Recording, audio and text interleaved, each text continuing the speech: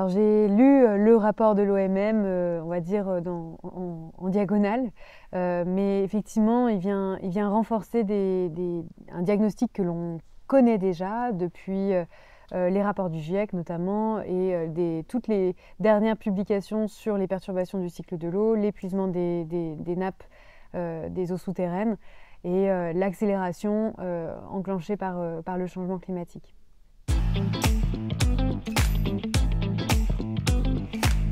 Continuer à en parler, il faut continuer à informer, je dirais, le grand public, les acteurs locaux sur tous on va dire les impacts de nos activités sur les cycles de l'eau, puisqu'on est en meilleure capacité d'agir une fois qu'on a l'information.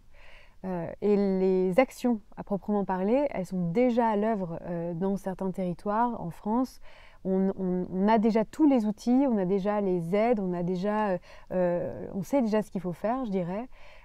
Par contre, ce qu'on a plus de mal à faire, c'est, on va dire, la sobriété globale sur la question de l'eau et de l'énergie, alimentaire aussi. On a du mal à faire le lien finalement entre tous ces aspects-là.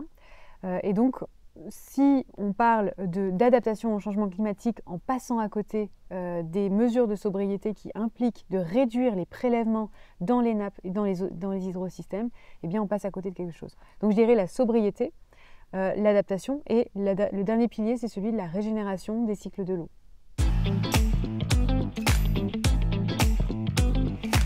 Alors dans cette idée de sobriété, il s'agit de prioriser les usages de l'eau. En France, on sait que lors des épisodes de sécheresse, les restrictions d'usage, en temps de crise notamment, elles priorisent l'usage eau potable. En fait, il faudrait pouvoir le faire aussi de manière préventive sur toutes les nappes. C'est-à-dire que, par exemple, l'Agence de l'eau Rhône-Méditerranée encourage les acteurs de l'eau à délimiter les nappes stratégiques pour l'eau potable. Et ça, c'est une mesure très forte pour les générations futures. Ça veut dire qu'on va protéger en quantité et en qualité les eaux souterraines qui sont contenues dans des roches plus ou moins profondes. Et ça, c'est très fort, on va dire, pour le long terme. Donc ça veut dire qu'on réserve ces eaux uniquement pour l'usage eau potable et pas pour autre chose. C'est une réserve prioritaire pour l'eau potable. Ça veut dire qu'il n'y a pas de prélèvement pour l'agriculture, pas de prélèvement pour l'industrie, etc. C'est une forme de sanctuarisation, mais au moins on affiche, on veut prioriser l'eau potable.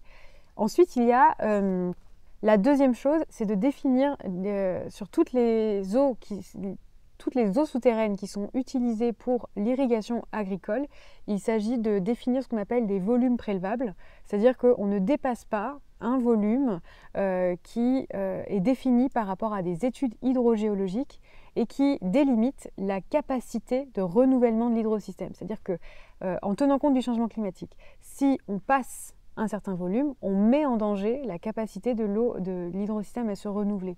Donc ces études-là, elles existent, mais elles ne sont pas obligatoires et il faudrait pouvoir les généraliser pour se projeter avec le changement climatique sur la capacité des hydrosystèmes à nous fournir de l'eau. Ça ne veut pas dire qu'on va arrêter l'irrigation, ça veut simplement dire qu'on tient compte de la capacité des hydrosystèmes à se recharger avec un climat qui change.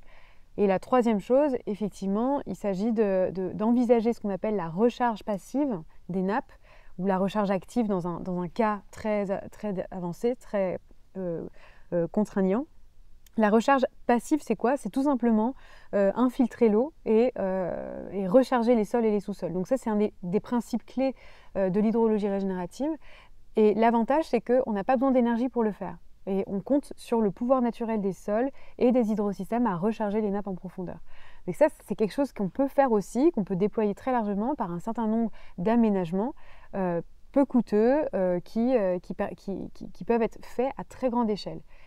Et moi, je crois plutôt en cette solution-là, plutôt que la recharge passive qui envisage d'aller prélever de l'eau quelque part pour recharger artificiellement une nappe avec aussi tout le lot de contaminants et de polluants que l'on connaît sur les hydrosystèmes.